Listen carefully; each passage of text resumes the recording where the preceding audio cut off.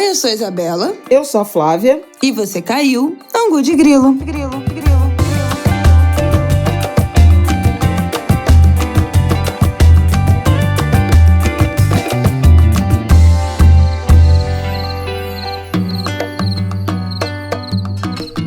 Oi, gente! Mais um Angu de Grilo no ar. Episódio 198. Boa semana pra vocês. Boa terça-feira. Como você está, Flaviol? Terçou? Terçou. Tô mais velha, né?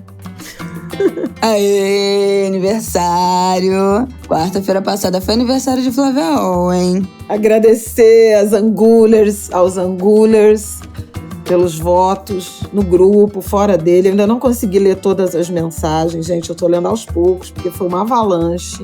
Me desculpo a quem ainda não respondi e agradeço e abraço aos votos de feliz aniversário enviados e muita energia boa. Muito obrigada pelo carinho. Meus colegas também de trabalho foram amorosos, falaram no ar. Eu consegui tirar uma folga, fui até o mar, foi muito bom, me fez muito bem. Depois tive com o meu xodózinho, Martinico. A gente cortou um bolo aqui em casa e ele falou, eu gostei muito da sua festa. 300 parabéns, né? Bom, minha gente, lembrando aqui que na sexta passada saiu o episódio exclusivo para apoiadores. Então, se você ainda não está apoiando o Angu de Grilo no Apoia-se ou na Aurelo, vai lá que tem episódio novo. A gente falou sobre Barbie, a gente falou sobre Xuxa, a gente falou sobre Balão Mágico, né? Nessa das séries aí, documentais que saíram. Falamos sobre Viajando com Gil, também a segunda temporada da série da família Gil.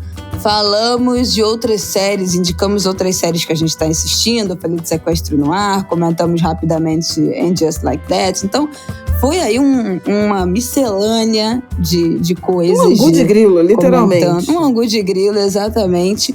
E esse episódio também está disponível em vídeo. Então, se você quiser assistir, não apenas ouvir, mas assistir 1h20 de nós duas, bem grandonas, assim, na sua televisão, você pode, porque esse episódio também foi disponibilizado em vídeo e o link desse vídeo tá lá dentro dos nossos programas de apoiadores. Os links estão aqui no descritivo desse episódio. Bom, vamos lá começar o nosso papo. Vamos falar hoje, nosso primeiro bloco, vamos falar sobre votação do STF, né, sobre a descriminalização do porte de drogas. A gente deixou na semana passada esse pop-up. Essa votação seria retomada na quarta-feira. Teve o voto do Alexandre de Moraes e acho que vale a gente comentar um pouco sobre o que ele falou. E aí, vamos puxar desse ponto para falar sobre as chacinas das últimas semanas, né? Guarujá, Complexo da Penha, também na Bahia, chacina na Bahia. Bom, nada de muito novo na história do Brasil, né? Na história desse confronto histórico da polícia e poder paralelo, crime organizado. Mas acho que tem relação com esse debate também do porte de drogas. No segundo bloco, vamos falar sobre censo indígena. A gente falou aqui, né, na semana passada. Foi semana passada? Foi, dos quilombolas. Na semana passada, dos dados do censo em relação às populações, a população quilombola. E agora nós temos já a linha, esse, né? Primeiro... Todo mundo comentando. O quê? Que eu perdi um pouco a linha. Flávia, pistolaça na semana passada. Mas... vamos, então, nesse segundo bloco, falar sobre os dados, já os primeiros recortes desses dados do IBGE sobre o censo indígena. E, no último bloco, deixar umas indicações aí. Foi ao Teatro com Martinico, quero indicar a peça da Hora do Black. Deixemos os pop-ups também dessa semana aqui que a gente precisa ficar de olho. Então, vamos que vamos. Antes da gente começar nosso papo sobre o STF, sobre essas chacinas, eu queria lembrar vocês da campanha da Era Uma Vez o Mundo, que a gente falou aqui no Angu de Grilo. A Era Uma Vez o Mundo é uma marca, né, de bonecas negras, que são as bonecas que apareciam lá no fundo do escritório de Flaviol, o Zambi e a Dandara. Eles estão com uma campanha de financiamento coletivo, de venda de bonecas. Eles precisavam vender 2.000 bonecas para viabilizar a operação da fábrica, para otimizar esse trabalho. A meta não foi batida, o prazo era agora no final de julho, eles não conseguiram bater essa meta, mas estão estendendo o prazo até 13 de agosto. Então, até domingo, eles precisam vender 500 bonecas ainda para conseguir viabilizar essa operação e a Era Uma Vez o Mundo continuar funcionando, continuar existindo. Então, esse é o momento da gente entrar no Instagram, olhar os materiais, divulgar, comprar as bonecas. Tem as bonecas grandes, tem as bonecas pequenas. Elas vão chegar até o Dia das Crianças, então é um presente maravilhoso. Já se antecipe, planeje o seu Dia das Crianças. Já compra a boneca agora, que vai chegar a tempo para você presentear uma criança nesse Dia das Crianças. E lembrando que usando o cupom Angu de Grilo, eles contabilizam as nossas compras com o cupom e a cada 10 usos do cupom Angu de Grilo, uma boneca é doada para uma escola pública. Então, gente, é a reta final. Vamos lá, conto com vocês, Angulers. A gente tem mais de 20 mil pessoas ouvindo a gente toda semana. E esse é o momento de 500 Angulers aqui comprarem uma Dandara ou um Zambi para vocês mesmos, para ter em casa, para apoiar essa iniciativa, ou para dar de presente para uma criança nesse Dia das Crianças, ou para doar para uma criança. Então, a hora é essa, gente. Esse projeto é muito importante e ele precisa continuar vivo. Então, vamos lá, reta final. Eles escolheram esse dia 13 de agosto porque é até o momento em que o espetáculo Herê fica em cartaz. O espetáculo Herê foi um espetáculo criado, escrito pela Jaciana e pelo Leandro Melquiades, que são os criadores da Era Uma Vez o Mundo. Ele está em cartaz no Sesc Tijuca, aos sábados e domingos, e eles ficam em cartaz até dia 13. Então, vai lá, Sesc Tijuca, assistir a peça Herê.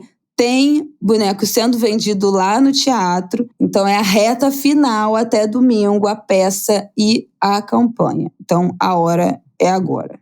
Vamos lá. Bom, então vamos começar voltando aqui à história da votação, né? Que a gente tinha deixado aqui em suspenso aqui no Angu de Grilo, que essa votação seria retomada na quarta-feira passada. A votação que debate a descriminalização do porte de drogas. Né? Para uso próprio. Para uso próprio, claro. E aí, o grande debate em torno disso é a história de que você não tem uma... Como é a palavra? Uma regulação, não tem parâmetros. Parâmetros de diferenciação de usuário para traficante. Não define, né? A lei de drogas, que é aquela lei de 2006... que já fala que o usuário não prevê pena de prisão, né, para o usuário, ao mesmo tempo em que fala isso, não prevê uma quantidade em que seria enquadrado, né, o usuário ou o traficante. Não tem essa discriminação, esse detalhamento de qual seria a quantidade de droga que faria essa diferenciação entre usuário e traficante. E aí... tem uma questão que a gente também já debateu aqui no Angu de Grilo várias vezes, que é esse perfilamento, né? Essa filtragem racial que faz com que pessoas negras, né, dependendo do local onde elas são abordadas, da raça, do gênero, das condições sociais, faz com que elas sejam, ainda que com uma quantidade ínfima de droga, sejam enquadradas como traficantes e...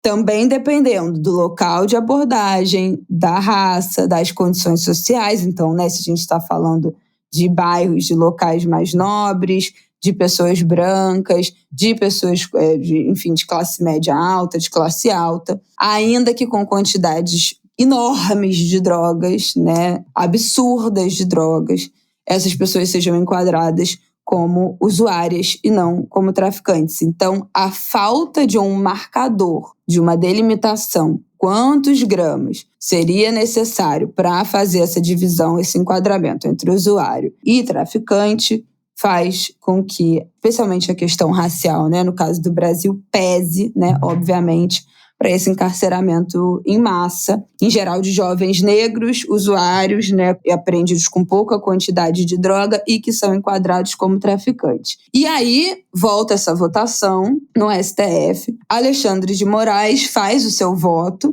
especificando que, acompanhando os votos, na verdade, de Fachin e de Barroso, que votaram em 2015, que defendem que a maconha tenha um tratamento diferente, então que essa descriminalização do porte para usuários seja só em relação à maconha, é um voto diferente do voto que o Gilmar Mendes deu, que o relator, né, que ele é o relator do caso, diferente do voto que ele deu em 2015, porque ele falava em descriminalizar o porte para uso pessoal de todas as drogas, mas o Fachin e o Barroso e agora o Alexandre de Moraes falam desse tratamento diferente apenas no caso da maconha. E aí ele também fala dessa sugestão de você incluir a quantidade, né, para fazer essa diferenciação. E ele fala de até 60 gramas, não é isso? De maconha para ser enquadrado, de 25 a 60, né, para ser enquadrado como... Não é de 25 a 60, porque menos de 25 também vai ser... Expandiria, né, o ministro Barroso estabeleceu um parâmetro de 25 gramas e 6 pés fêmeas de maconha, e o Alexandre de Moraes fala de 25 a 60, então aumenta para 60, e também os 6 pés. O ministro Fachin, que também já tinha votado, porque, veja, o relator é o Gilmar Mendes, os ministros Barroso e Fachin já tinham votado, o processo foi interrompido e retomou com o voto do Alexandre de Moraes. O Fachin estabeleceu que maconha poderia ser incluído nesse critério de porte para uso pessoal descriminalizado, mas que os parâmetros para diferenciar usuário de traficante deveriam ser fixados pelo Congresso. Tem uma tensão também com o Senado, com o Congresso Nacional. Eu vou falar disso já, porque assim, o que é importante nessa história da Lei de Drogas? A Lei de Drogas, que é a 11.343, de 2006. Aliás, o Mano a Mano da semana passada foi sobre isso. Pois é. Sobre essa questão da maconha, especificamente. Inclusive, o Mano Brown, a Juliana Borges, que é uma maravilhosa, querida amiga e que escreveu o que é encarceramento em massa, né? Ela participou do programa e vale a pena ouvir. Tem mais convidados, são 3. Isabela daqui a pouco diz quem são os outros 2, é porque eu lembro bem da Ju. Peraí, eu vou dizer nesse segundo. Então, a Lei de Drogas, que é essa 11.343, ela deixa de punir com prisão o usuário. Fala os nomes. Deixa eu te dizer aqui os nomes. Jaqueline Barbosa, médica e doutora em Ciências Médicas pelo FRJ. Emílio Figueiredo, advogado e membro da Comissão do Direito do Setor da Cannabis Medicinal do Conselho Federal da OAB. E Juliana Borges, autora do livro Encarceramento em Massa. Então, ela deixa de punir com prisão, mas não define critério para separar, para qualificar o usuário de traficante. A decisão, e por isso houve a arguição ao Supremo, ela ficou a cargo, como não tem parâmetro na lei, ela fica a cargo da subjetividade do sistema de persecução penal, ou seja, polícia, Ministério Público e Judiciário.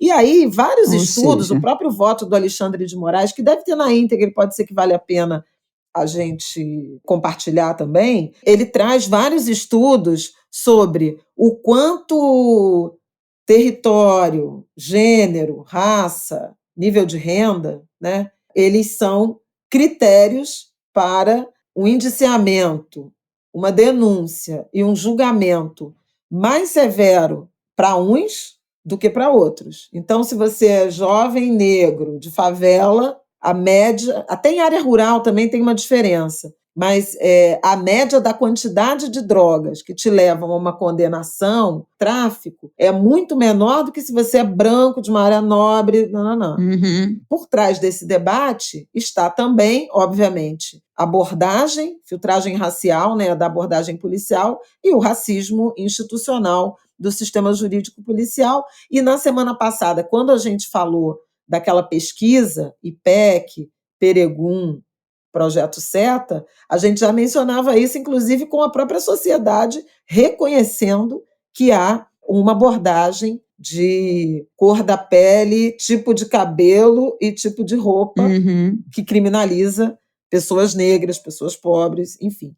Então é um pouco isso que o Supremo está deliberando. Agora, o Rodrigo Pacheco, presidente do Senado, fez uma fala dizendo que a atribuição de legislar e, portanto, de oferecer parâmetros, tomar decisão, por exemplo, nesse campo, ela é do legislativo. O judiciário não tem atribuição para legislar. O que, por alguns, foi interpretado como um chega para lá do presidente do Senado ao Supremo Tribunal Federal por estar sendo provocado e estar respondendo a essa provocação, discutindo parâmetros, discutindo constitucionalidade. Constitucionalidade, de fato, é a atribuição maior do Supremo Tribunal Federal. E estabelecer parâmetro pode não ser. Agora, dado que você tem violações a direitos em razão de uma legislação incompleta, sobre a qual o legislativo ou não quis, né, ou foi incompetente para deliberar, o judiciário tem que fazer a sua parte. Então, na verdade, essa é a essência da judicialização excessiva que existe no Brasil.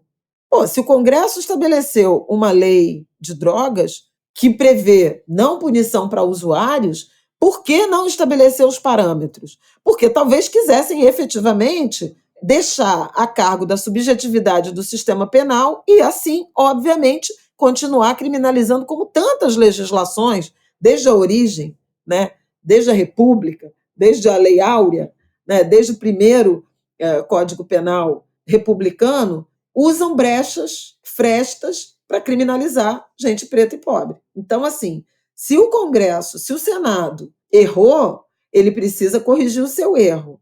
Agora, há que se perguntar se o Senado, ao não deliberar sobre parâmetros e quantidades, se ele não está sendo cúmplice de uma sociedade absolutamente racista que criminaliza corpos negros, inclusive no que diz respeito a esse tema do porte de drogas para uso próprio. Ao fim do voto do ministro Alexandre de Moraes, o ministro Gilmar Mendes, que é o relator, pediu vista para rever seu voto. Então, assim, ele que tinha dado um voto mais progressista na direção de descriminalizar o uso de todas as substâncias, e isso acontece em vários países. Portugal, por exemplo, é um deles, em que você tem parâmetros de quantidade para todo tipo de droga e políticas de redução de dano, com salas, lugares para consumo, enfim. O Gilmar Mendes tinha ido nessa direção,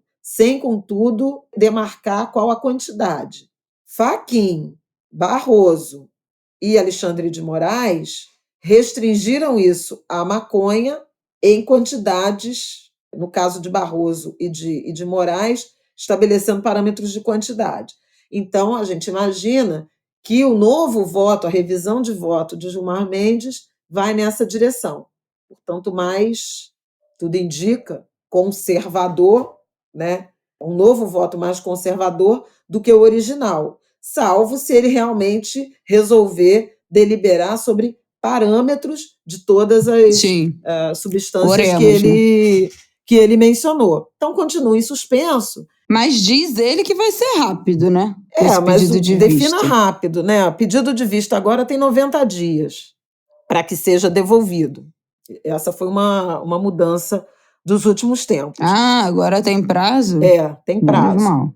Agora, também tem que ver se, quando ele reapresentar, se a presidência do Supremo Tribunal Federal ainda vai estar com a Rosa Weber ou se a ministra já terá saído, porque ela sai em setembro. E o presidente seguinte é o Barroso, que tem uma postura nesses temas, né, da agenda de comportamentos mais progressista. E a gente vai ver se o Zanin, né, Cristiano Zanin, que tomou posse na semana passada, votará também sobre esse tema, pedirá vista, já vai se preparar, já chegará com voto quando o Gilmar devolver.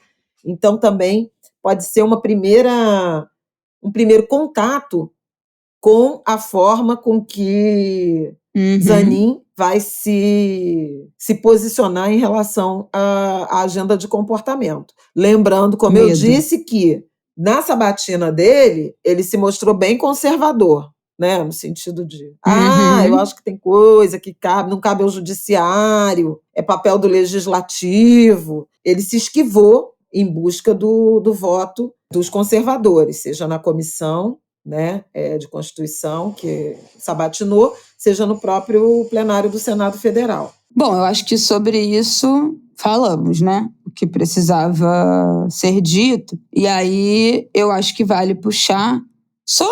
Gente, é só um apêndice, assim, né? Porque eu acho que todo mundo a essa altura já acompanhou, né, o que aconteceu nas últimas semanas no Guarujá.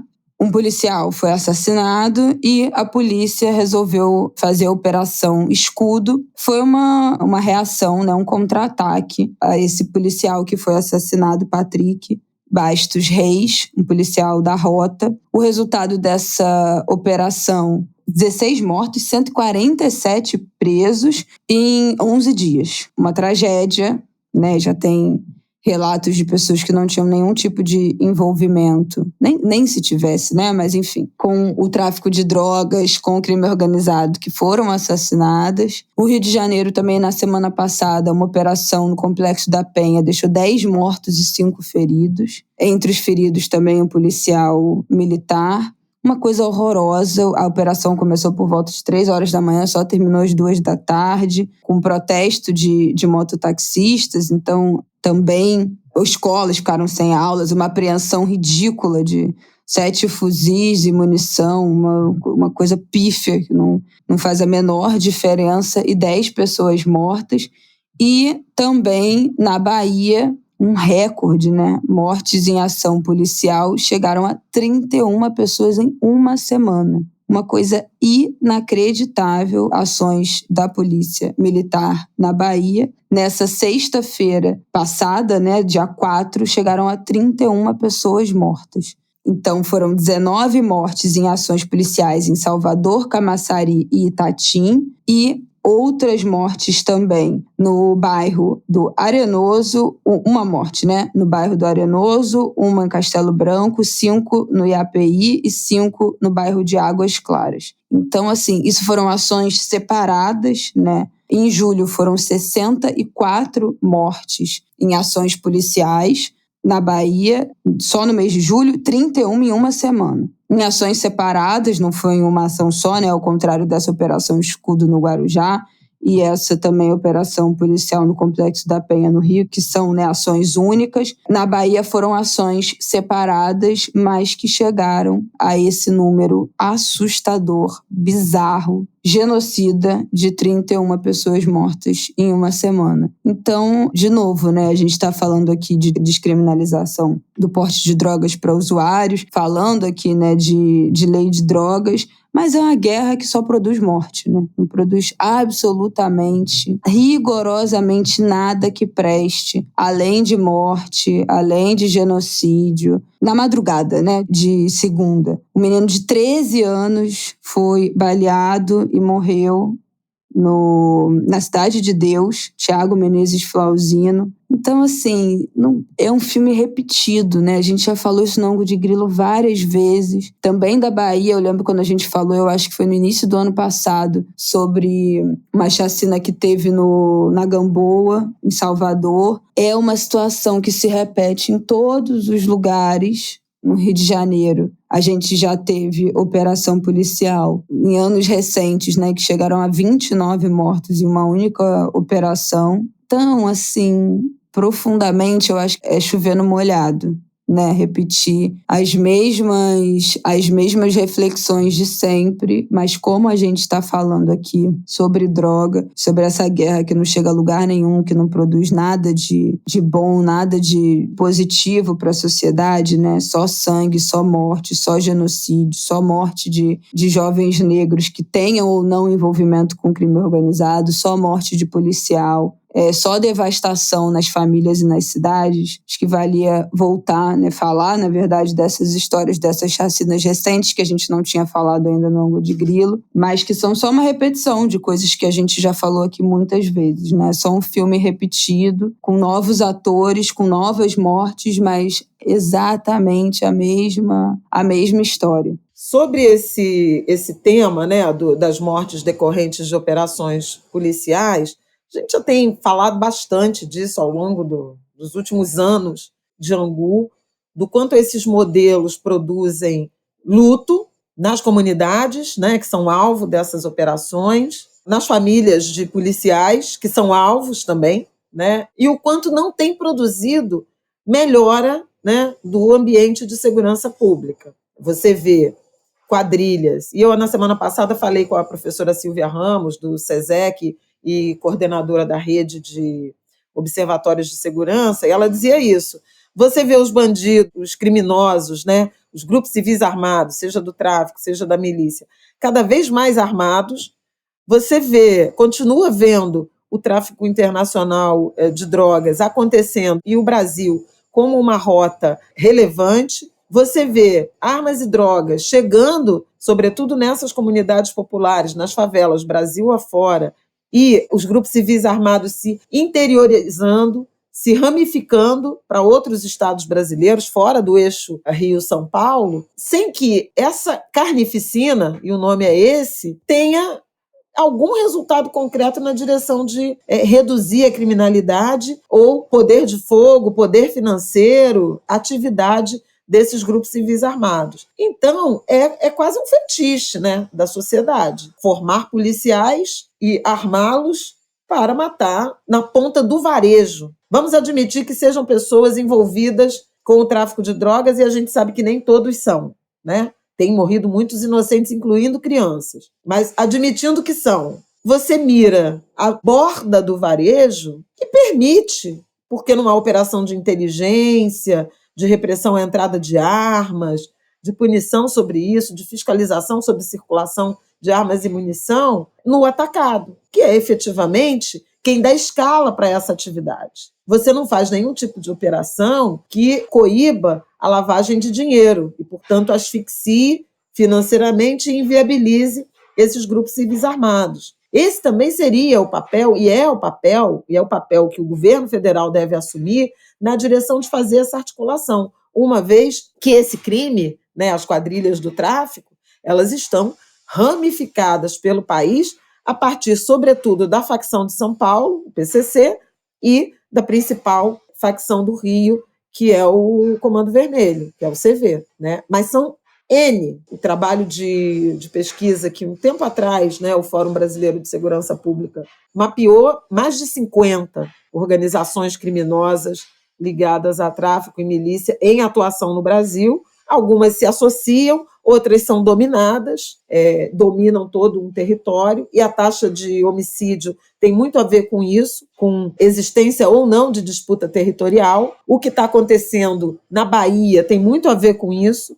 As facções, por exemplo, do Rio, de São Paulo, enfim, e locais se enfrentando na disputa de território, e uma polícia que está repetindo, num Estado governado pela esquerda, as piores práticas da extrema-direita em termos de segurança pública. Eu acho que não dá para livrar, né, Jacques Wagner, mas, sobretudo, Rui Costa, que hoje é o ministro da Casa Civil, ministro-chefe da Casa Civil do Lula, da presidência da República, ex-governador da Bahia, que fez o sucessor, Jerônimo Rodrigues, dessa responsabilidade de estar aplicando, reproduzindo um modelo nefasto, danoso, violador de direitos humanos, copiado dos governos de direita ou de extrema-direita, do Rio principalmente, e agora também de São Paulo, que acabou fazendo da Bahia, em 2022, o estado com o maior número de mortes decorrentes de intervenção policial. Foram mais de 1.400 mortes na Bahia, acho que 1.464, precisamente. No Rio, 1.330, São Paulo, 419. E São Paulo teve uma queda muito expressiva, da ordem de 60%, com a implantação das microcâmeras de segurança nas fardas, que foi uma ferramenta que o Tarcísio, na campanha, disse que ia rever, depois mudou de ideia, que não vai mais rever, que o governo federal pretende adotar nas forças federais, Polícia Federal, Polícia Rodoviária Federal. A Polícia Rodoviária Federal está em planejamento para adoção a partir do ano que vem, a partir de abril do ano que vem. São Paulo, na operação, nitidamente, todos os especialistas apontaram isso como uma operação de vingança em resposta da rota, que é uma espécie de BOP da Polícia de São Paulo, pela morte do soldado Patrick. As imagens não apareceram ainda, né? O Ministério Público reivindicou, a Defensoria reivindicou, mas isso ainda não foi disponibilizado. E lembrando que microcâmera de corporal, ela é uma ferramenta que também ajuda na legítima defesa do policial. Se Também eles dizem protege o efetivamente policial, que né? foram atacados e foram, inicialmente, isso é um elemento importante de inquérito, de investigação, para livrar os policiais dessa responsabilidade. Só que é incrível como essas câmeras não aparecem, né? Não tinha tido uma informação na semana passada que as câmeras não tinham sido ligadas? Ainda não, eu acho que ainda não está comprovado isso. Mas as imagens efetivamente não apareceram. Não sei se vão aparecer. Ah, não, olha aqui, peraí. Eu acho que tem uma matéria nova. A Carta Capital tá dando, pelo menos. O Ministério Público informou nessa segunda-feira ter começado a receber as imagens das câmeras usadas por policiais envolvidos na Operação Escudo. É uma matéria de 40 minutos atrás da Carta Capital. Diário do Litoral também acabou de dar. De acordo com o Ministério Público, a Polícia Militar vem colaborando para o esclarecimento dos fatos. Então, nessa segunda-feira, aparentemente, as imagens começaram a ser entregues para o Ministério Público. E isso vai ser absolutamente fundamental, né? Agora, o governador de São Paulo teve uma postura muito equivocada. Primeiro, ele negava o total de mortes, falava em 8, elogiando a operação, a atuação da polícia. Acabou sendo obrigado a rever sua convicção, mas falei, por exemplo, com a Samira Bueno, na semana passada, do Fórum Brasileiro de Segurança Pública, e ela chamava atenção para essa mudança de tom, para essa reviravolta, para esse retrocesso na forma que São Paulo encara o enfrentamento ao crime organizado. Esse comportamento, seja da matança, seja do elogio à polícia, seja da revisão das práticas, ele lembra muito o que está em vigor no Rio de Janeiro. Não por acaso, berço do bolsonarismo, que inclusive vem desobedecendo ou cumprindo só parcialmente determinações do Supremo Tribunal Federal em relação ao uso de câmera, em relação a um plano de redução de homicídio, sem consequências objetivas na direção de neutralizar as quadrilhas, os grupos civis armados do tráfico e da milícia aqui no Rio. E é pena que a Bahia esteja reproduzindo, né? Então a gente vê, tem um artigo do Aidan que eu acho que vale a pena a gente compartilhar, né? Que a gente vê a esquerda e a direita o mesmo modelo. É muito difícil entender isso, sabe? É muito difícil, muito mesmo. O ministro dos Direitos Humanos, Silvio Almeida, anunciou não sei se chama investigação, acionou a Ouvidoria Nacional dos Direitos Humanos para acompanhar as investigações das 30 mortes em operações da PM na Bahia. Ele também já tinha se pronunciado sobre São Paulo, sobre o que aconteceu em São Paulo. No Rio de Janeiro, a situação é tão dramática que os pesquisadores do Grupo de Estudos de Novas Ilegalidades da UF já criou uma nova classificação, uma divisão para diferenciar chacina de mega chacina. Tecnicamente, eram consideradas chacinas ocorrências, né? Uma mesma ocorrência que tenha deixado 3 ou mais mortos, seja entre os próprios grupos armados, seja intervenção policial, e agora eles diferenciam chacinas de mega chacinas, que é quando deixam 8 ou mais corpos. Porque 3 ou mais no Rio de Janeiro é basicamente qualquer operação. Eventualmente, né? Tipo assim, não é uma coisa raríssima de acontecer, né? Ou rara de acontecer. Muito pelo contrário. Pois é. São Paulo era e a Bahia está banalizando. Então é bem complicado. Essa semana a gente vai ter, na semana que vem no Angu, já vou até deixar aqui uma agendinha, né? Para a gente prestar atenção. Vai ter a divulgação de um estudo do Movimentos sobre saúde na linha de tiro, o impacto da guerra às drogas sobre a saúde no Rio de Janeiro, física e mental. A gente já teve, acho que já comentou sobre uma pesquisa semelhante que foi feita pela Redes da Maré, lá na Maré, né?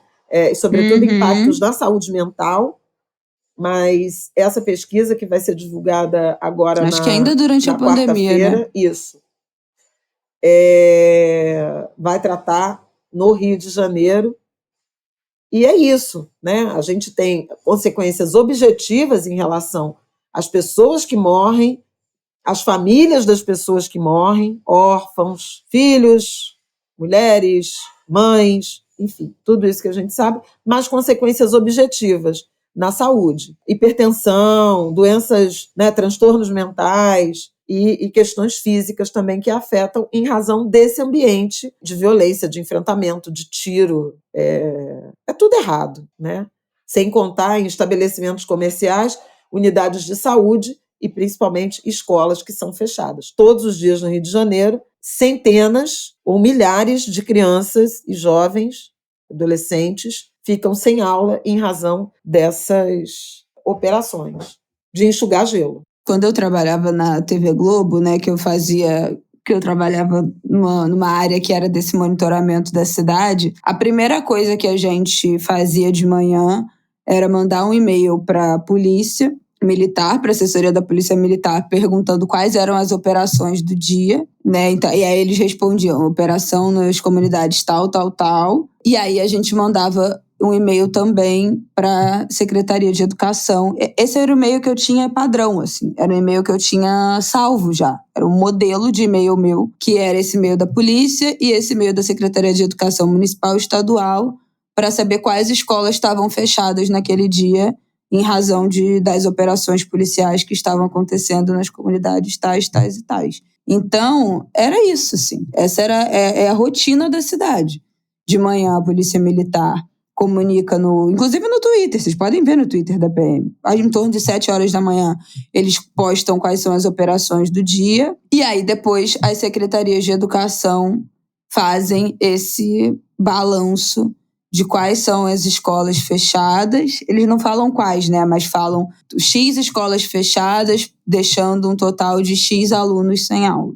São esses comunicados. A Band News Rio costuma botar também no Twitter esse balanço todo dia dessa quantidade de alunos sem aula por conta de operação policial. Então, essa é a rotina da cidade. É a rotina da cidade. Eventualmente, a Supervia, né, parava a operação, dependendo do lugar, né, os trens ficavam na linha de tiro, e aí parava a operação, suspendia a operação de trem por causa de operação policial. Então, tanto a mobilidade da cidade, né, quanto a educação, quanto a saúde, os postos de saúde, né, também era um e-mail frequente. Às vezes as clínicas da família fechavam dentro das comunidades por conta de operação policial, né, porque já trouxemos casos de bala perdida pegar nas clínicas da família. E aí toda aquela agenda, né, do dia, a programação do dia, as consultas ambulatoriais e tal, aquilo tudo é cancelado, aquilo tudo é suspenso. Então, também um impacto, né, um prejuízo direto na saúde da população, né? Tanto a saúde prática, objetiva, né, do que está planejado, das consultas que são suspensas, das pessoas que não conseguem chegar nos seus atendimentos médicos por conta de tiroteio, dos hospitais que os baleados, né, chegam nos hospitais e precisam de atendimento de urgência e aí, obviamente, entram na frente de outras pessoas que também têm quadros de urgência. Então, assim, é uma tragédia. É uma tragédia, assim. Não tem outra palavra, né, para descrever o impacto disso, tanto nas maiores coisas, no que a gente consegue com muita facilidade identificar esses impactos, quanto nas minúcias ali, que eu acho que é isso, né? Quando a gente entra na história da saúde mental e tal, são os detalhes, são os impactos invisíveis dessa política completamente genocida. Colaterais terríveis. Só para terminar, porque acho que vale destacar que as organizações de defesa dos direitos humanos, especializadas em segurança pública, se posicionaram com notas, com cobranças de investigações severas, Comissão Arnes, Women Rights Watch, Instituto Sou da Paz, Guelé 10, Crioula, Anistia. O escritório da ONU para Direitos Humanos chamou atenção em nota, cobrando providências, investigações imparciais, né, neutras, pelo governo, pelas autoridades brasileiras.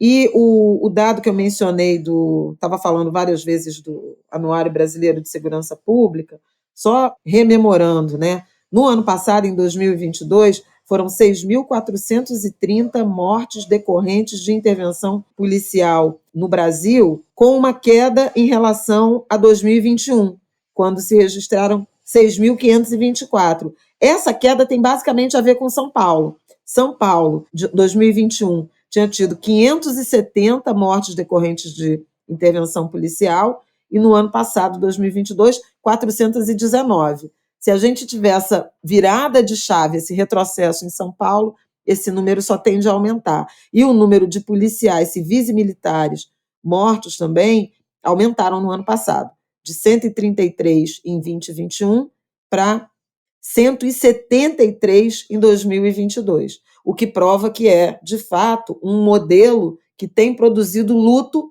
em todos os campos, inclusive nas forças policiais. É isso, gente. Vamos para o nosso próximo bloco para a gente falar do censo indígena. Números que acredito que serão... Eu posso falar uma coisa rápida? Não, é porque o Supremo, na semana passada, sentenciou, finalmente concluiu o julgamento para banir o argumento retórico, tese jurídica não oficial da legítima defesa da honra, que foi... Gente, é inacreditável. Isso ainda era 2023. usado? Não é possível.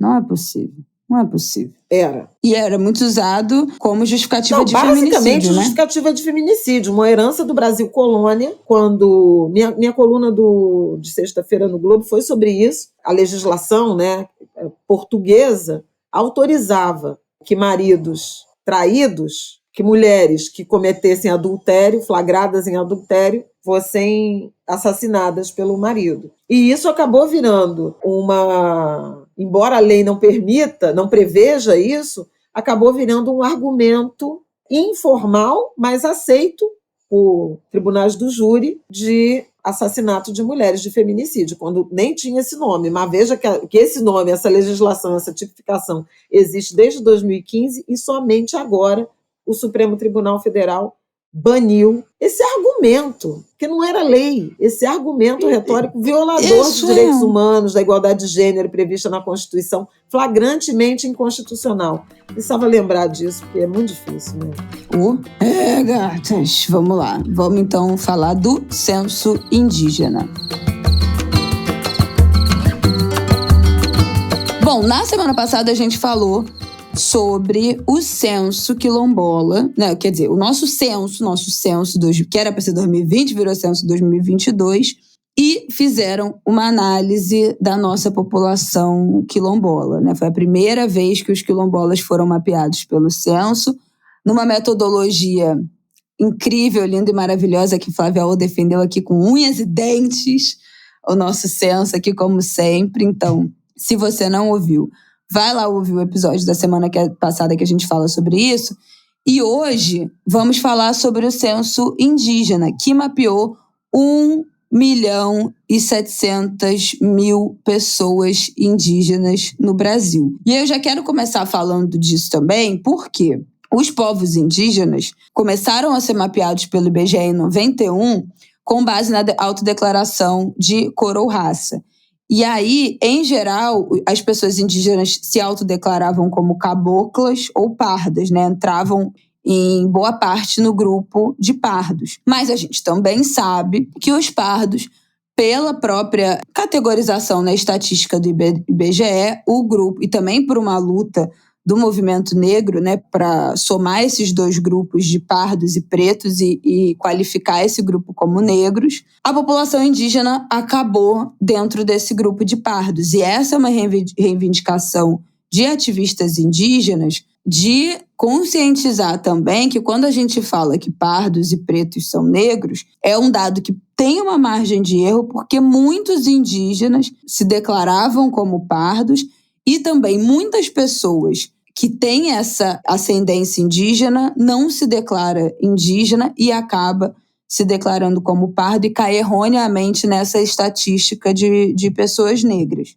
E aí, esse censo teve uma metodologia diferente com a autodeclaração, né, indígena, e ampliou essa metodologia agora contando também com a participação das lideranças das comunidades indígenas nesse processo da coleta de dados e também considerando localidades indígenas além das terras oficialmente delimitadas.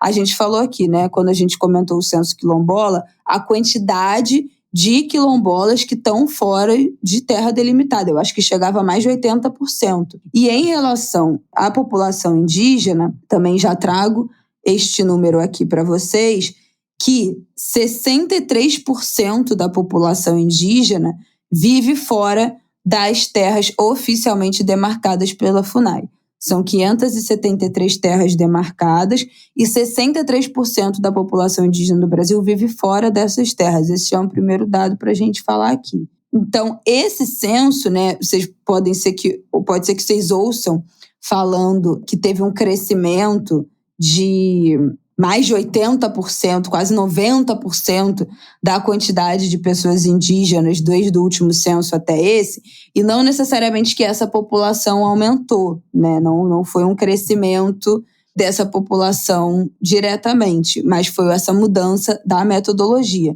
Então, em 2010, a contagem de pessoas indígenas eram 896 mil, e agora o número contabilizado foi de 1 milhão, quase 1 milhão, né, e 700 mil pessoas. Então, saiu de 900 mil para 1 milhão e 700. Mas tem a ver com a metodologia. Então, não é necessariamente um crescimento absoluto da população. Dobrou a população indígena em 10 anos? Não é isso. Mas foi a ampliação da metodologia para alcançar, para chegar, de fato, nessa população e fazer essa contagem. E aí, vou trazer aqui alguns tópicos, e aí Flávia Ol comenta aqui também. A região norte concentra a maior parte, né, da população indígena do Brasil. 45% dos indígenas brasileiros estão na região norte. O estado do Amazonas, sozinho, concentra 29% desse total. Então, de fato, a maior parte dos indígenas estão na região norte, principalmente no estado do Amazonas, e em segundo lugar, em seguida, vem o Nordeste, com 31% dos indígenas do país, com destaque para Bahia, que é o segundo estado com mais indígenas do país, quase 230 mil pessoas. O Amazonas, que é o primeiro estado, tem 490 mil indígenas autodeclarados, então seguidos pela Bahia, com 230 mil. Todas as regiões e estados brasileiros têm pessoas indígenas. Quando a gente falou de quilombolas, tinham só 2 estados, né, que não tinham, mas nesse caso, todas as regiões, todos os estados brasileiros tiveram indígenas autodeclarados, e também 86%... O que é absolutamente natural, né? Posto que são os donos da terra, né? A população nativa. Exatamente. Mas eu queria só fazer porque eu ouvi você falando da Bahia e eu fico emocionada, já estou emocionada aqui, porque... Não, é porque, assim, é o estado que tem maior número, né, maior proporção de população quilombola e o segundo maior em população indígena. Então, assim, a riqueza cultural da Bahia é muito forte, gente, é muito potente. A Bahia é um negócio muito sério, né? Em termos de tudo, de arqueologia, sociologia, formação, né, disso que a gente chama de Brasil, dessa diversidade dos cruzos, né, de cultura, de tradição religiosa, de gastronomia, de práticas, enfim, tudo que o Brasil pode ser de bom passa muito por essa fundação, por esse assentamento da Bahia. E aí também não é por acaso que você tem os movimentos de resistência, né, negros e indígenas tão fortes. O 2 de julho, que são os caboclos, que são essencialmente, né, a materialização da luta, ou a representação da luta por liberdade de negros, né, de afrodescendentes e de indígenas. Eu fico emocionada. Flávia Olva. O que eu vou falar, Flávia Olva? Eu acho isso engraçado. Metade baiana, né? E tanta gente da Bahia tem essa história, né, de ter uma herança, de fazer parte, de ser descendente de uma linhagem negra africana, e a gente fez a nossa investigação e deu lá nos Balantas, da hoje Guiné-Bissau, mas também de herança indígena. A minha mãe mencionava uma avó paterna que era uma indígena, provavelmente sequestrada. Mas esse encontro das etnias, né, dos povos oprimidos, ele se deu. A Bahia é um grande encontro, uma grande síntese de tudo isso. Tem toda essa tristeza que a gente sente pela brutalidade, pela exclusão, mas tem uma beleza também do que se construiu a partir desse encontro. Um encontro violento, forçado, mas que deu em tanta coisa boa, bonita, que eu fico emocionada.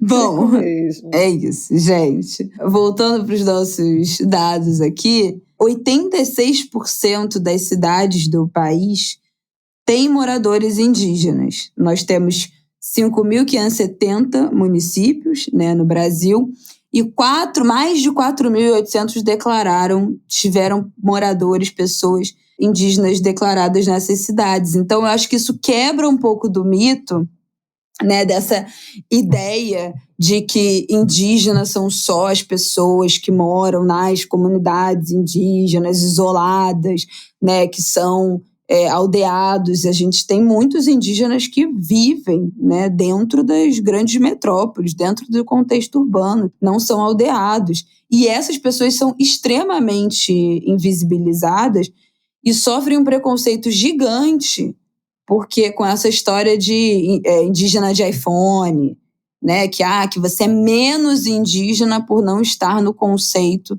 no território, dentro da comunidade, da aldeia, o que não é verdade, né? Então, eu acho que esse dado é muito gritante de como a população indígena está em todos os lugares, está em praticamente todas as cidades, né? 86% das cidades. Então, você que está ouvindo, com certeza, o de Grilo, com certeza, com quase certeza, na verdade, a sua cidade tem comunidade indígena, tem pessoas indígenas que têm a consciência desse, né, que se autodeclara dessa maneira, que tem essa consciência de pertencimento, que sabe das suas origens, que sabe da sua trajetória. Fora todas as pessoas que tem essa relação, que tem essa ascendência e que, infelizmente, teve isso apagado, né? Que teve isso diminuído, invisibilizado por conta também do racismo anti-indígena, por conta da dificuldade de manter essa relação, né, com a sua etnia, com o seu povo, com a sua comunidade. Bom, a gente já falou sobre a quantidade de pessoas que vivem fora, né, das suas terras demarcadas. Aí acho importante também dizer mais duas coisas. A Amazônia Legal representa 51%, né? 51% da população indígena do Brasil está na Amazônia Legal. O que é a Amazônia Legal? A Amazônia Legal é um território formado por Amazonas, Acre, Rondônia, Roraima, Pará, Maranhão, Amapá, Tocantins e Mato Grosso. Então, tem ali estados do Nordeste, estados do Centro-Oeste que entram nesse contexto do que é o território, né, do que é o território amazônico, e aí entra nessa definição de Amazônia Legal, que vai além de só a definição regional da região norte.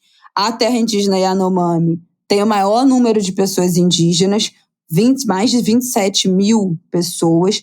O segundo número está na terra indígena Raposa Serra do Sol, com 26 mil habitantes indígenas, seguida pela terra indígena Évari 1, com 20 mil pessoas.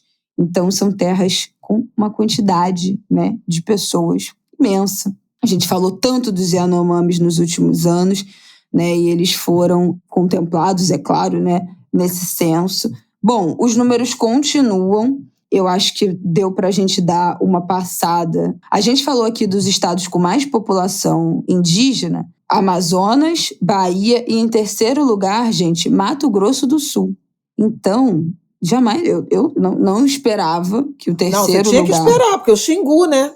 Ah, e ali é todo o debate sobre marco temporal envolve muito Mato Grosso do Sul. Sim. E aí eu acho que também a gente pode entrar dentro disso, né, do Mato Grosso do Sul, na história do desmatamento, né, do agronegócio, porque a gente está falando já de Centro-Oeste. Do Pantanal, teve uma matéria, né, nesse Fantástico do último domingo, 4 anos depois, né, daquela devastação, daquele incêndio e do desmatamento no Pantanal, como é que foi, como é que está sendo esse processo de regeneração desse bioma, que também pega um pedaço do Mato Grosso do Sul. Então, um centro ali também de embate, né, entre o agro, entre o desmatamento, entre um bioma fortemente ameaçado, entre uma população indígena enorme, complexo.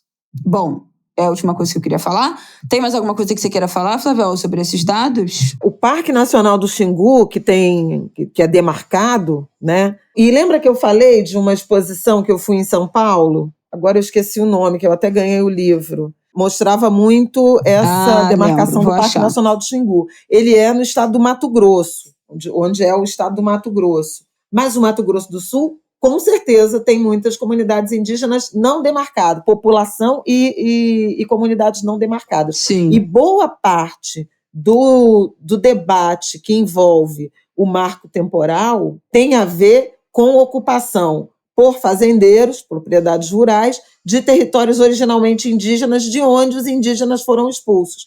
Por isso que quando o Bolsonaro falava assim, se o marco temporal for derrotado, vai acabar o agro no Brasil, é por isso, porque a expansão se dá a partir de Paraná, Rio Grande do Sul, subindo para Mato Grosso até Rondônia. Mato Grosso do Sul, Mato Grosso até Rondônia. É a rota, né, da soja e do gado. Então, ontem, inclusive, teve uma matéria bem bacana no Fantástico, falando do Pantanal, mas aí do Pantanal, por conta da recuperação, do que tem sido feito em relação a recuperar vegetação e fauna, 3 anos depois daqueles incêndios terríveis, né, que mataram milhões de animais, milhões mesmo, da ordem de milhões. E aí mostrava muito, né, esse aumento e um eixo, até um corredor que está sendo feito de propriedades rurais para conciliar ecoturismo, pecuária extensiva, característica da região, que na novela Pantanal também se falava muito disso, né, das diferenças das pecuárias e a proteção ambiental. E sobre o IBGE, eu achei muito interessante eles divulgarem o censo indígena em Belém, na véspera do encontro de cúpula da Amazônia. O Lula prometeu, quando foi eleito, já na COP do ano passado, acho que COP 27, que ele foi como convidado, presidente eleito, mas convidado, ele prometeu não apenas reivindicar uma COP, a COP 30 para o Brasil, e Belém será a sede, mas uma cúpula dos países que integram, né, o Tratado de Cooperação Amazônica, Organização do Tratado de Cooperação Amazônica, que são Brasil, óbvio, Bolívia, Colômbia, Equador, Guiana, Peru, Suriname e Venezuela. Ele até tinha convidado o Macron, lembra? Por causa da Guiana, que é um território francês. Eu não sei se o é verdade. Emmanuel Macron, presidente da França, vem, mas a intenção da cúpula é intensificar essa cooperação, quer dizer, reaproximar esses países com foco no desenvolvimento sustentável da região amazônica. Semana que vem é provável que a gente venha falar mais sobre isso, porque vai sair um documento oficial desse encontro. Tem algumas questões, por exemplo, acho que a Colômbia quer na declaração o compromisso de não exploração de petróleo, e isso já está acontecendo na Guiana e acho que no Suriname. Tem esse debate sobre a autorização para o poço da Petrobras de pesquisa, né, na Foz do Amazonas, que é também na região. Então, tem um debate sobre isso, sobre preservação da floresta, sobre desmatamento, que caiu na Amazônia desde a posse de Lula. Né? Esse ano os indicadores estão muito menores de desmatamento na Amazônia, mas aumentou no Cerrado, e aí é o Centro-Oeste, aí tem povos indígenas e territórios indígenas demarcados ou não em risco. E tem a questão do enfrentamento ao crime organizado, ao tráfico internacional de drogas. E os assassinatos do Bruno Pereira e do Dom Phillips, né, um ano atrás, se relacionam com isso, né, com essa invasão do crime organizado, com suas várias ramificações, desde tráfico de drogas ao garimpo ilegal, né, a extração ilegal do ouro, a pesca ilegal, a extração ilegal de madeira na Amazônia brasileira, mas também em países vizinhos, né, do lado peruano, do lado colombiano. Enfim, então é interessante a gente ver uma mobilização, algum tipo de convergência, de busca de diálogo, de solução conjunta por parte de países que formam a Amazônia. Isso não foi nem levantado durante os anos de governo Bolsonaro, né? Então é para o mundo e para a região uma sinalização importante de que, estamos nos comprometendo aqui, né, com a preservação e com o desenvolvimento sustentável. Então, a gente ainda vai falar bastante nos próximos dias, né, na próxima semana, sobre esse encontro da OTCA, Organização do Tratado de Cooperação Amazônica. É isso, minha gente. Bom, eu acho que falamos, né, lembrando que todos esses são os primeiros dados que saíram, mas tem, se você acessar lá depois as planilhas, tem todos os números discriminados, então você consegue acessar, entender cada município. Pode ir lá procurar depois nos arquivos do IBGE, se você quiser. Em breve eles devem soltar isso, né? Eles fazem depois aquela busca. Você joga o seu município e aí acha todos os dados populacionais e tal da sua cidade. Eles costumam fazer esse tipo de... Não é nem de infográfico, né? De site depois de busca, que a galera fica pesquisando, brincando e tal. E todos esses dados estão lá. Uma conquista super importante, porque, de novo, né? A gente já falou aqui. Não é só para ficar sabendo quantas pessoas tem. O censo é o grande medidor, o grande base para a promoção e idealização de políticas públicas. Então, imagina, o número que a gente tinha de pessoas indígenas é praticamente metade do que a gente de fato tem. Então, você pensar a política pública para atingir 900 mil pessoas num território desse tamanho, como é o Brasil, é uma coisa. Você pensar a política pública para atingir 1.700.000 pessoas é outra coisa completamente diferente, né? Os quilombolas não eram contemplados no censo, não tinha essa informação de quantas pessoas de fato a gente tinha no Brasil se declarando quilombolas, quais eram esses territórios. Então, agora, com esse mapeamento, com esse levantamento, inclusive de quais estados, né, concentram a maior parte dessa população, é o grande base para um novo pontapé de idealização e de promoção de políticas públicas direcionadas para essas populações. É por isso que o censo é tão importante. É por isso que as pesquisas estatísticas são tão importantes. A gente já falou muito disso aqui. Os angulers já mais do que sabem. Então, viva o censo. Vamos para o próximo bloco. Nos encaminhar para o final. Bom, a gente tem pop-ups para essa semana? Não, essa semana né? Tem... Não, vai ser divulgada a ata do Copom, né? Na semana passada, de fato, o Comitê de Política Monetária cortou em 0,5 ponto percentual a taxa básica de juros, com o voto do Roberto Campos Neto, que votou com o Galípolo, com o Gabriel Galípolo. Aleluia, aleluia. Então, aleluia. Inicia-se aí a trajetória de corte na taxa básica de juros. O IBGE deve divulgar o resultado da inflação de julho. Tem uma curiosidade, né, em relação a isso, porque no ano passado teve deflação, que foi aquele momento da mudança da lei do ICMS, que artificialmente, né, em alguma medida, por intervenção do governo Bolsonaro, já com interesse eleitoral, reduziu o preço da gasolina.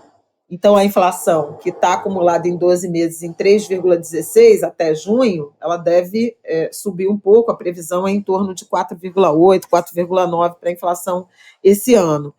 Mas, de fato, no comunicado, o Banco Central anuncia aí a redução, o início da redução, e menciona um horizonte de mais longo prazo para buscar a meta de inflação, que é a tal meta contínua que o Haddad propôs e o Conselho Monetário Nacional, que tem ele próprio, Haddad, Simone Tebet, ministra do Planejamento, e Roberto Campos Neto, aprovou, né? Que mais? Continua aí uma certa burburinho em relação a troca-troca no Ministério, então pode ser que semana que vem a gente tenha acabou o recesso, pode ter que ter alguma novidade em relação a isso, interação na presidência da Caixa, algum troca-troca de ministérios para contemplar o PP e o Republicanos, aumentar essa base, né, essa musculatura de base do governo.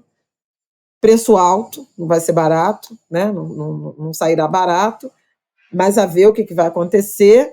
Também muitas especulações e muita pressão crescente pela indicação do sucessor, ou preferencialmente da sucessora de Rosa Weber no Supremo Tribunal Federal. Nas últimas semanas, o noticiário tem dado sinais de que Lula está convencido de que vai ter que indicar uma mulher. Não está claro se vai ser uma mulher branca ou uma mulher preta. Nossa, tem muitas mulheres, né, na lista. Até tem gente que diz que devia ter uma sinalização mais objetiva da sociedade civil em torno de 1 ou 2 nomes, porque tem nome demais, mas eu acho que tem que ter nome demais. A meu ver, tem que ter nome demais, porque um dos argumentos que foram usados recentemente para dizer que o sucessor poderia ser um homem e não uma mulher, o que deixaria Carmen Lúcia sozinha, como única mulher ministra do Supremo Tribunal Federal, é que o Lula quer alguém com quem ele tenha liberdade, intimidade,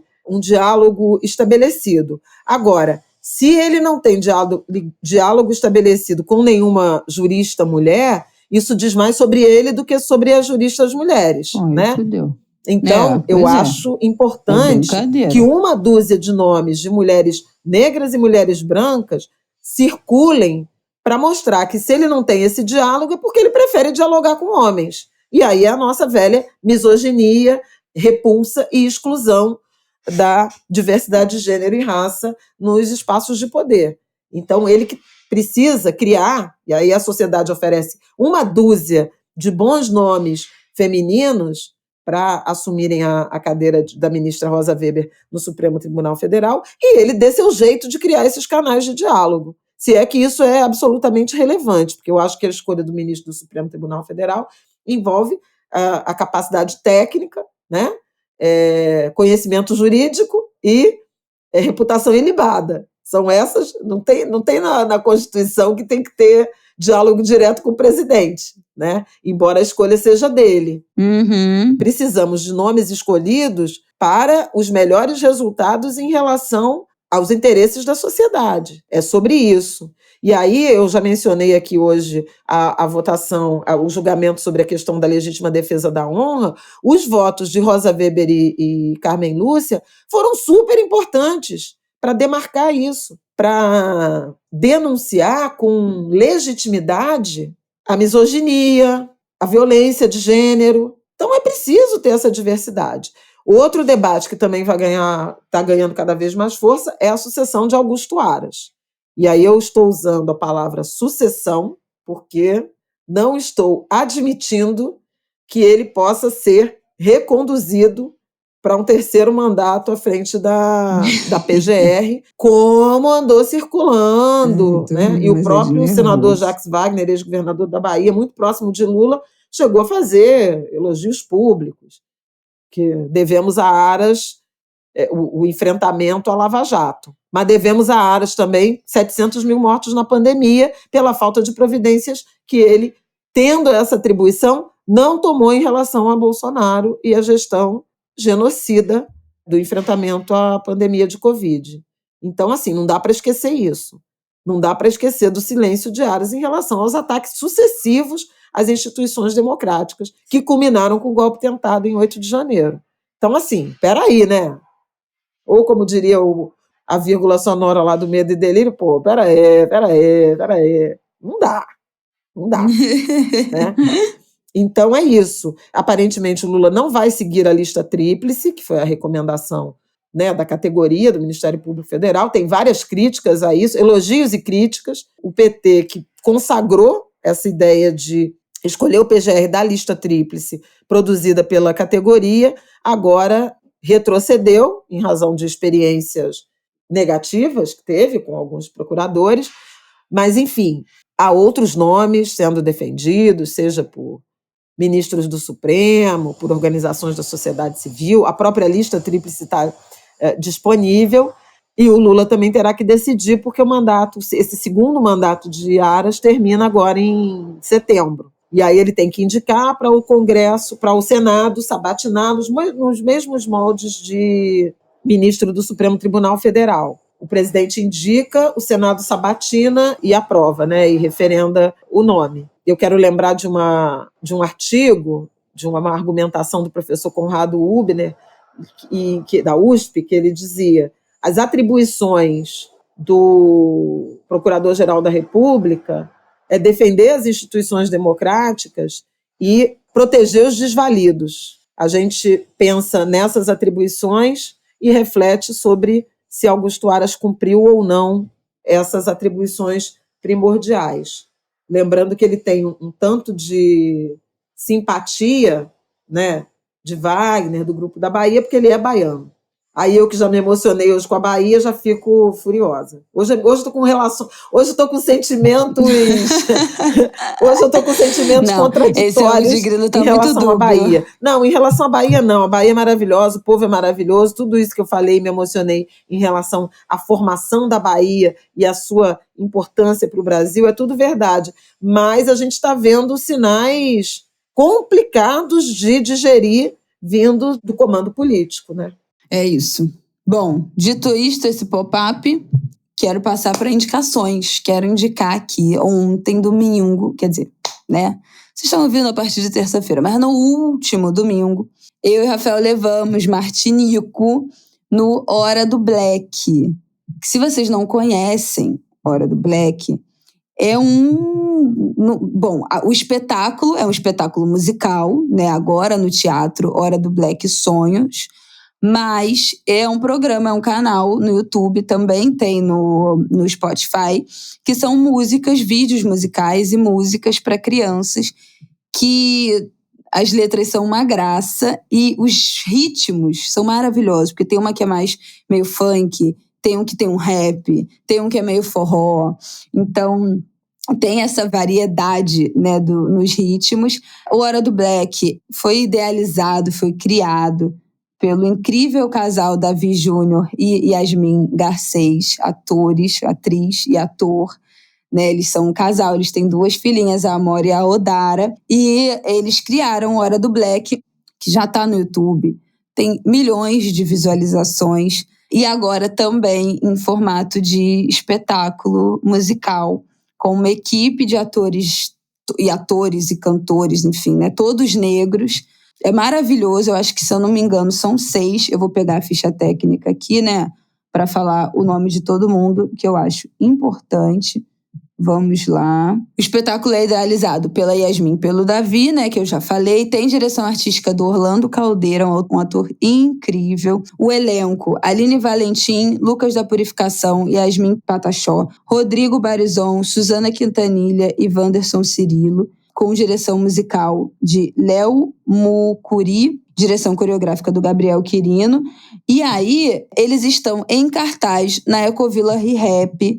Estreou nesse último sábado e vai até 27 de agosto, sábado e domingo às 4 da tarde. Eu já falei aqui da Ecovilla Rehap. É um teatro, é um espaço, na verdade, dentro do Jardim Botânico, que foi inaugurado, se não me engano, no início desse ano, no ano passado.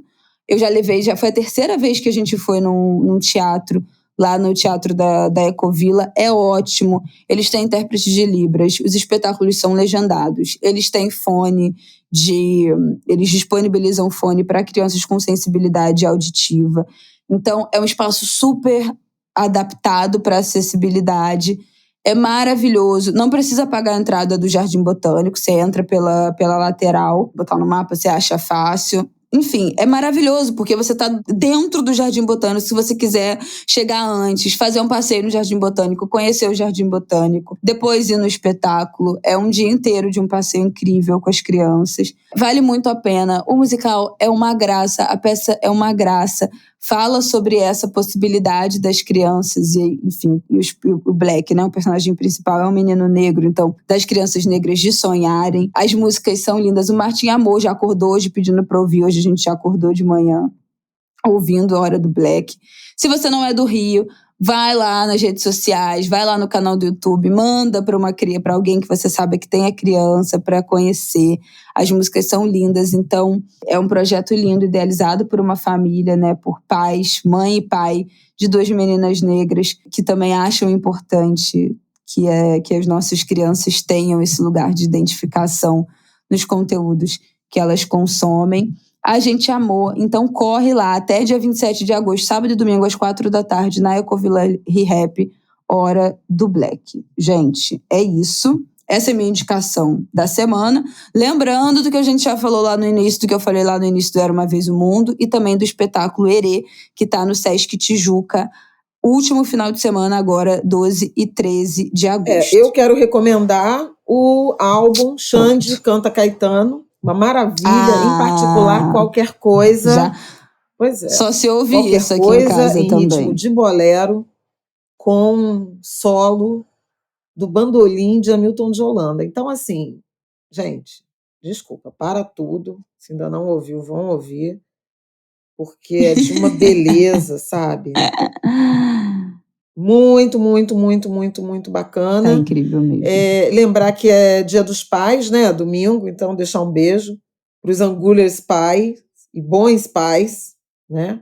Não basta ser pai, tem que participar. Pois é, para esses que não apenas têm filhos, mas que são pais de fato, e para todos os outros que cumprem esse papel na vida dos sobrinhos, dos netos, dos afilhados, que também estão nesse lugar de cuidado, né? Homens cuidando, uma coisa tão rara, né? A gente fala tanto disso aqui. Mas um beijo para todos que cumprem esse papel. É sobre isso. É isso? Falamos, terminamos, hablamos. Mais um Ângulo de Grilo entregue, episódio 198. Minha gente, uma boa semana para vocês, bom final de semana, um bom Dia dos Pais. Terça-feira que vem a gente está de volta. E, lembrando, ficou com saudade da gente? Assina nosso Apoia-se, vai lá ouvir a gente, que saiu o episódio extra fresquinho na sexta-feira passada. Então, aguardo vocês lá também no nosso Apoia-se, no nosso grupo do Telegram, exclusivo para apoiadores. Um beijo. Um beijo, boa gente. Semana. Boa semana. Fiquem bem. Já já voltamos. Até.